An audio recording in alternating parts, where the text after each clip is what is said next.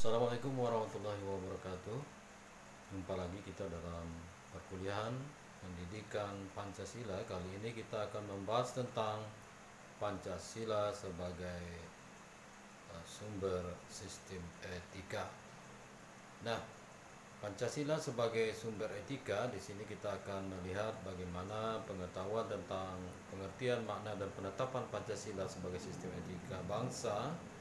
Kemudian etika Pancasila yaitu pemahaman fungsi Pancasila sebagai sumber etika bangsa Indonesia, dan etika sebagai solusi bangsa, implementasi Pancasila sebagai sumber etika dan solusi persoalan bangsa, serta bisa mengadakan diskusi-diskusi tentang permasalahan bangsa, korupsi, kerusakan lingkungan, dekadensi moral, dan lain-lain. Nah, pengembangan etika dan moral bangsa ini tentu sangat penting dilakukan saat ini. Ya, ada 4 alasan mengapa hal ini menjadi penting.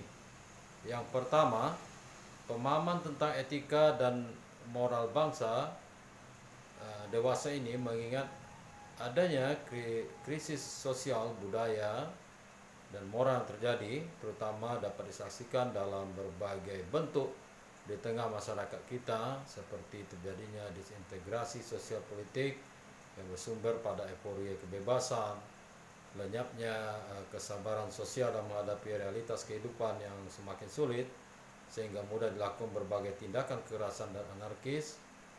Kemudian ruang publik yang kerap dipenuhi bentrokan dan amuk massa, merosotnya penghargaan dan kepatuhan terhadap hukum, etika moral dan kesantunan sosial, semakin meluasnya penyebaran narkoba serta penyakit-penyakit sosial lain, dan berlanjutnya konflik dan kekerasan yang bernuansa politik, etnis, dan agama. Nah, sedangkan alasan kedua bahwa moral dan etika merupakan panduan universal yang merawat cita-cita kehidupan bernegara untuk mencapai tujuan asasinya, yaitu kehidupan yang berjalan di atas nilai-nilai budaya bangsa. Nah, nilai-nilai budaya bangsa ini merupakan konsensus rujukan berinteraksi dalam seluruh dimensi kehidupan. Nah, setiap sikap dan tingkah laku di ruang publik harus mencerminkan nilai-nilai itu agar cita-cita keutuhan masyarakat tetap terjaga, agar nilai-nilai kebersamaan, toleransi mampu menjadi perekat. Sedangkan alasan ketiga, konsepsi dasar moral dan etika sebuah negara perlu terus mengacu pada konsensus nilai-nilai yang ada, yang hidup dan berkembang dalam masyarakat, terutama nilai-nilai mayoritas menjadi sebuah keniscayaan dan mewarnai tata perilaku warga bangsa. Hal ini akan terjadi jika politik kekuasaan berjalan di atas landasan demokrasi dan menempatkan rakyat sebagai yang berdaulat, sehingga nilai-nilai yang berkembang di masyarakat tetap berlandaskan pada nilai-nilai kemanusiaan. Alasan keempat, moral dan etika lahir dari nilai-nilai yang ada dalam masyarakat yang tujuannya adalah menjamin kebersamaan, merawat kesatuan, dan mencapai kehidupan yang tentram, harmonis, dan sejahtera. Nilai merupakan landasan perilaku dalam sendi kehidupan, bukan sebagai legitimasi atau hiasan belaka. Nah, moral dan etika dalam perilaku masyarakat, termasuk dalam politik bernegara, adalah suatu hal yang tidak dapat dipisahkan, karena menafikan salah satunya berarti menarik kegiatan politik dari dimensi sosial dan hanya menjadi urusan pribadi.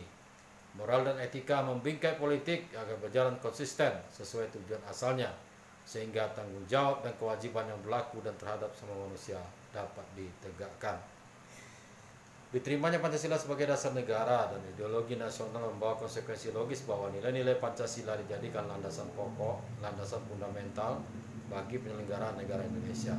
Pancasila berisi 5 dasar yang pada hakikatnya berisi 5 nilai dasar yang fundamental. Nilai dasar dari Pancasila tersebut adalah nilai ketuhanan Maha Esa, nilai kemanusiaan yang adil dan beradab, nilai persatuan Indonesia, nilai kerakyatan dipimpin oleh hikmat bijaksana dalam musyawaratan perwakilan, dan nilai keadilan sosial bagi seluruh rakyat Indonesia.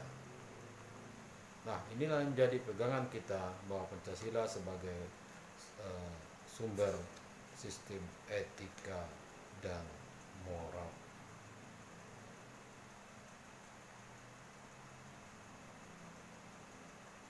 Nah, dengan demikian maka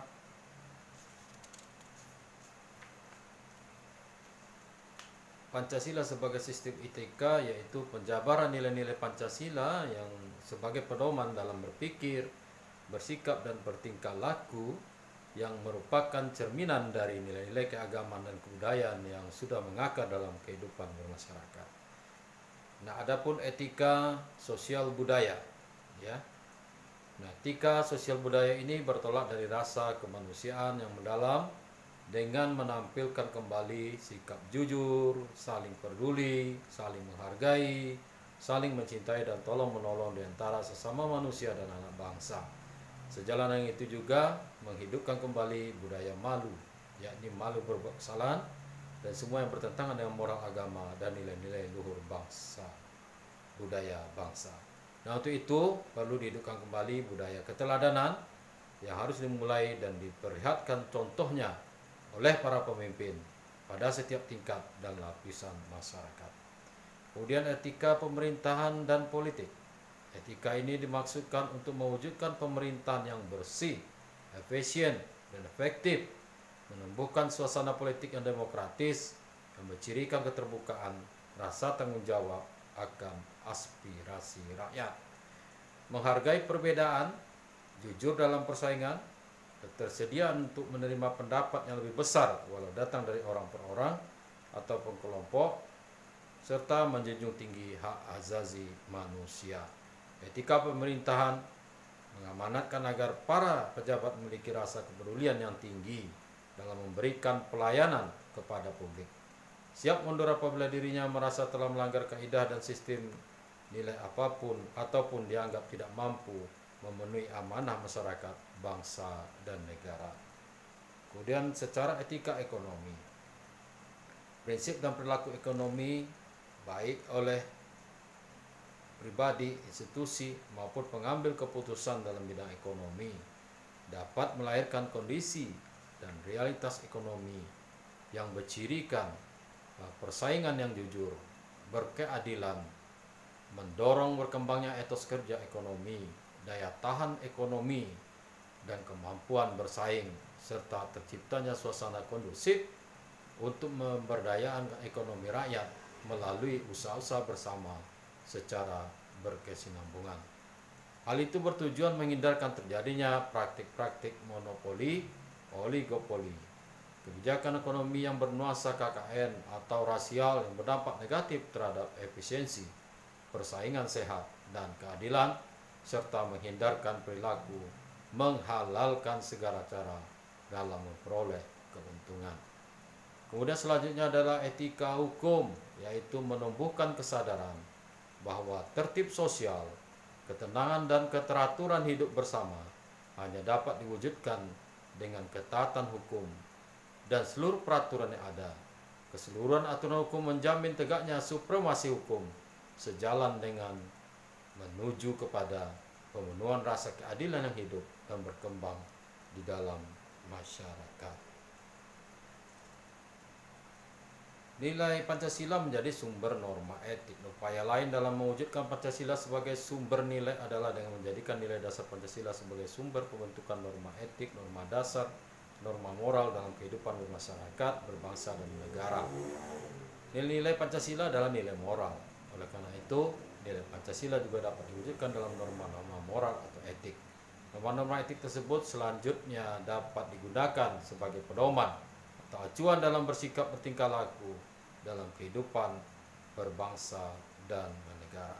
Nah, bangsa Indonesia saat ini sudah berhasil merumuskan norma-norma etik sebagai pedoman dalam bersikap dan bertingkah laku. Norma-norma etik tersebut bersumber pada Pancasila sebagai nilai budaya bangsa. Rumusan norma etik juga tersebut tercantum di dalam TAP MPR ya, nomor 6 MPR 2001 tentang etika kehidupan berbangsa, bernegara, dan bermasyarakat. Nah, dengan adanya etika, maka nilai-nilai Pancasila yang tercermin di dalam norma-norma etik kehidupan berbangsa dan bernegara dapat kita amalkan. Nah, untuk berhasilnya perilaku bersandarkan pada norma-norma etik kehidupan berbangsa dan bernegara, ada beberapa hal yang perlu dilakukan sebagai berikut. Yang pertama, proses penanaman dan pembudayaan etika tersebut hendaknya menggunakan bahasa agama dan bahasa budaya sehingga menyentuh hati nurani dan mengundang simpati dan dukungan seluruh masyarakat.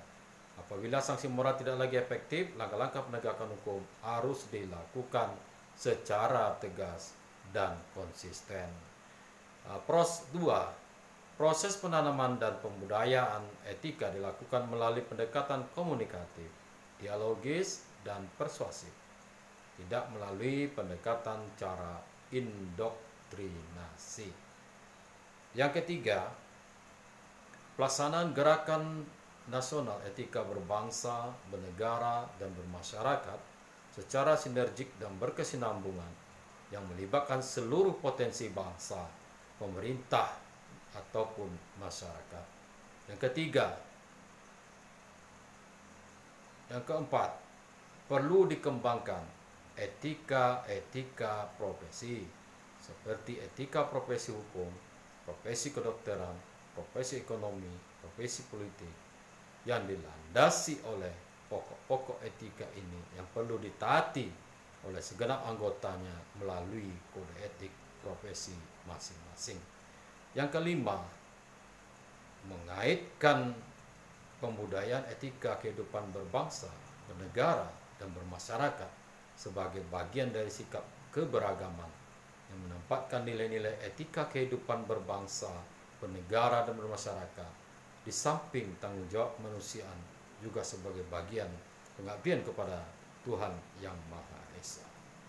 Nah, etika dan moral bangsa ini tentunya diharapkan bukan hanya sekedar konsepsi, tetapi harus terimplementasi pada sikap dan perilaku politik yang berorientasi pada kepentingan seluruh masyarakat tanpa terkecuali, bukan kepentingan primordial suku bangsa tertentu atau etnik dan budaya tertentu. Perlu kesadaran historis dan moral agar nilai-nilai yang tercantum dalam Persatuan Indonesia menjadi penghayatan individual demi pertanggungjawaban kepada sejarah dan kepada seluruh masyarakat serta kepada Tuhan Yang Maha Esa. Nah, etika dan moral dalam kerangka persatuan dan Bhinneka Tunggal Ika inilah yang akan menjadi dasar pertimbangan yang bijaksana yang dapat mengatasi berbagai perbedaan yang senantiasa muncul dalam kehidupan bernegara dan bermasyarakat. Dalam kaitan ini, maka konsensus menjadi hal yang sangat penting dan fundamental dalam menata dan membangun masyarakat yang plural. Sekaligus penting bagi kontinuitas pembangunan dan masa depan sebuah negara. Masyarakat yang plural memerlukan transformasi dan aplikasi nilai-nilai moral dan etika secara tepat. Nah, dengan demikian maka sudah tepatlah bangsa Indonesia yang telah memiliki Pancasila untuk dijadikan sebagai sumber sistem etika dan moral dalam kehidupan kita bermasyarakat, berbangsa, dan bernegara, mana telah diatur Pancasila sebagai pedoman, sebagai pandangan hidup, sebagai dasar negara, sebagai falsafah negara, sebagai ideologi negara. Betul-betul kita jadikan pedoman, betul-betul kita jadikan acuan dalam kehidupan kita bermasyarakat, berbangsa, dan bernegara ini, sehingga nilai Pancasila yang semuanya adalah nilai-nilai mengenai etika dan moral bisa diwujudkan, diimplementasikan, diaplikasikan di dalam kehidupan masyarakat kita, baik dalam kehidupan bermasyarakat, kehidupan berbangsa, dan bernegara. Nah, tentunya kemajuan, keberhasilan suatu bangsa tidak akan mungkin dapat dicapai, tidak akan mungkin tujuan cita-cita itu akan dapat dicapai dan dirahmati oleh Yang Maha Kuasa jika tidak dilandasi oleh nilai-nilai etika dan moral, termasuk nilai-nilai agama dan juga Pancasila. Kita jadikan pedoman dalam kehidupan kita, sehingga apa yang dicita-citakan oleh para pendiri bangsa, sebagaimana filosof mengatakan bahwa negara juga berkewajiban, sebenarnya tujuan bernegara itu memperbaiki akhlak, moral, dan etika warga negaranya. Baik, mudah-mudahan dengan menjadikan Pancasila sebagai sistem etika dan moral, maka kita menjadi bangsa yang maju, bangsa yang aman, tertib, damai, dan dirahmati oleh Allah Subhanahu wa taala, Tuhan Yang Maha Esa. Terima kasih. Assalamualaikum warahmatullahi wabarakatuh.